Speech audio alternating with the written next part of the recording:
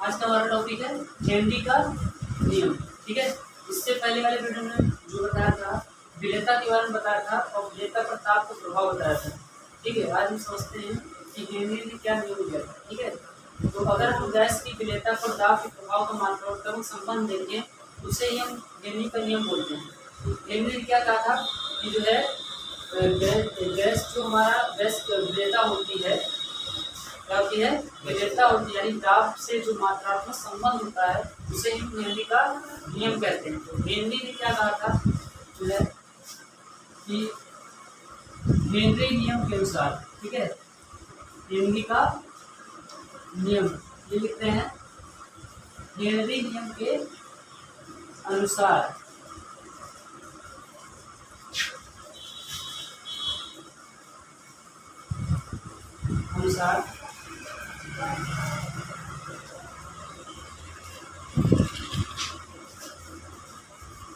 स्थिर ताप पर, ताप क्या रहे, स्थिर रहे, स्थिर ताप पर किसी गैस की विलेयता, गैस की विलेयता, विलेयता के बारे में बता चुके हैं ना इससे पहले। विलेयता गैस के दाब के क्या होती है, समानुपाती होती है, समानुपाती होती है। हेनरी ने कहा था कि स्थिर दाब पर किसी गैस की विलेयता गैस के दाब के समानुपाती होती है। तो विलेयता क्या होती है, एम से लिखा जाता है और दाब को पी से लिखा जाता है, एम प्रोपोर्शनल टू पी। यहाँ पर निशान लाइन प्रोपोर्शनल टू का एक निशान आएगा, के आ जाएगा और के पी हो जाएगा। यहाँ पर जो है लिख रहे हैं जहाँ एम क्या विलेयता है ना, तो इसे बोलते हैं गैस की घुली हुई मात्रा। क्या बोल देंगे, गैस की घुली हुई मात्रा। ठीक है, पी क्या है, गैस का दाब, प्रेशर का, ठीक है, और ये क्या होता है, समानुपाती स्थिरांक, समानुपाती स्थिरांक। ये इतनी चीजें इसमें हैं। तो हेनरी ने किसमें संबंध दिया था, विलेयता और दाब में संबंध दिया था। इसी संबंध को हेनरी का नियम कहते हैं। और ये कैसे संबंध दिया था, मात्रात्मक संबंध दिया था। एक प्रकार का मात्रात्मक संबंध ही है, एम प्रोपोर्शनल टू पी, यानी एम बराबर के पी, प्रोपोर्शनल टू निशान है, निशान का है के। ठीक है, एम क्या है, गैस की घुली हुई मात्रा, विलेयता जिसे बोलते हैं, विलेयता को एम इस कारण से लिखा जाता है। पी क्या है, गैस का दाब है, और के क्या है, समानुपाती स्थिरांक है। अब इन्होंने क्या किया था, इन्होंने ये तो इसे विलेयता और दाब के टर्म में किया था ना। अब इन्होंने क्या किया, कहा कि अब जो हमारा ये हेनरी का नियम है, जो हमारा विलेयता है उसको हम क्या करेंगे, जो दाब है हमारा आंशिक दाब, इसको हम मोल अंश के रूप में परिभाषित करेंगे। कि हेनरी ने जो नियम दिया उसका संबंध, मतलब पी का संबंध मोल अंश से दिया। मोल अंश के बारे में बता चाहिए, मोल प्रभाव से बोलते हैं, मोल भी। जैसे मोल हमने क्या बताया कि अगर जो है 2 बिलियन है जिनमें मोलों की संख्या क्या है, Na और Nb है, Na और Nb है। तो अगर जो पहला बिलियन है उसका मोल अंश निकालें तो क्या निकल गया, Na प्लस Nb, ये बताया था। अगर दूसरे का निकालें तो Nb अपान Na प्लस Nb, ये हमारा क्या होता है, मोल अंश निकल के आता है। क्या आता है, मोल अंश। तो इन्होंने क्या कहा कि जो है वाष्प अवस्था है, जो आंशिक दाब, जो दाब होता है विलयन के मोल अंश के क्या होता है, समानुपाती। तो लिख देंगे यदि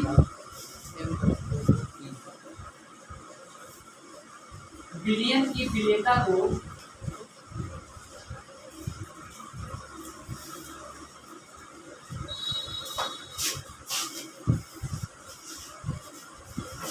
मोल अंश, यानी किसके, विलयन के मोल अंश के रूप में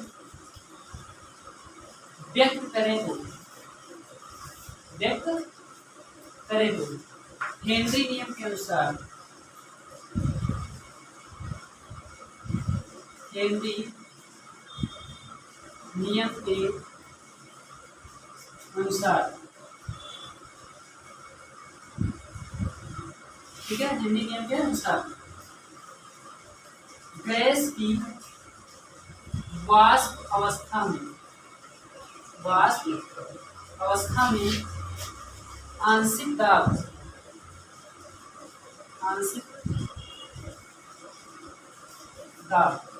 गैस की वाष्प अवस्था में आंशिक दाब P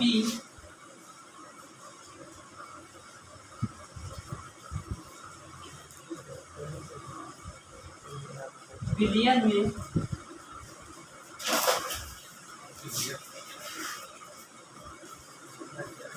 गैस के मोल अंश x, इसको x से लिखा जाता है, x के समानुपाती होता है, ठीक है। तो जो P है किसके समानुपाती होगा, x के, और x क्या है, बिलियन के अंदर, गैस का बिलियन के अंदर मोल अंश, ठीक है। क्या लिखेंगे, गैस का बिलियन के अंदर। यहाँ पर हम लिखेंगे कि इस बात का बहुत बड़ा कि x जो है गैस का बिलियन के अंदर। तो यहाँ पर अगर एक प्रोपोर्शनल टू का निशान हटाए तो यहाँ पर एक नियतांक आएगा क्या, KH into x गैस का बिलियन के अंदर।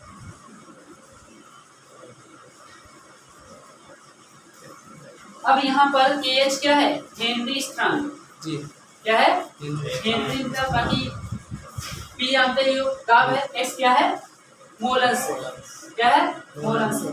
तो देखिए जहाँ KH क्या है, हेनरी स्थिरांक,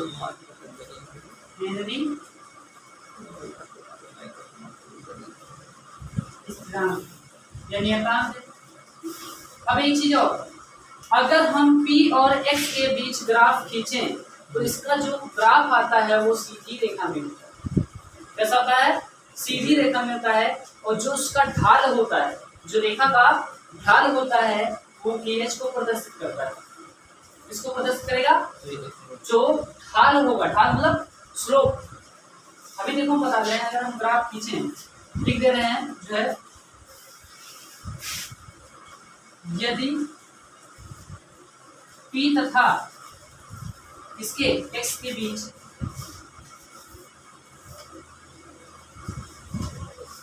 ग्राफ खींचा जाए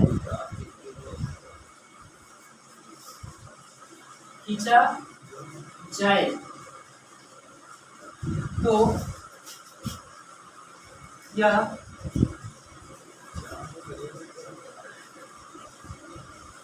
सीधी रेखा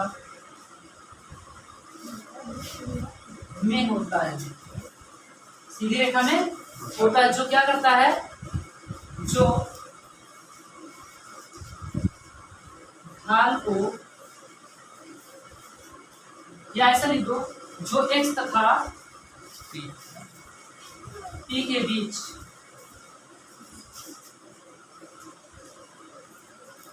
कोण प्रदर्शित करता है या ढाल प्रदर्शित करता है। तो ग्राफ खींचना, तो ये हमारा P वाला है, ये वाला क्या है, यहाँ पर कर ले रहे हैं,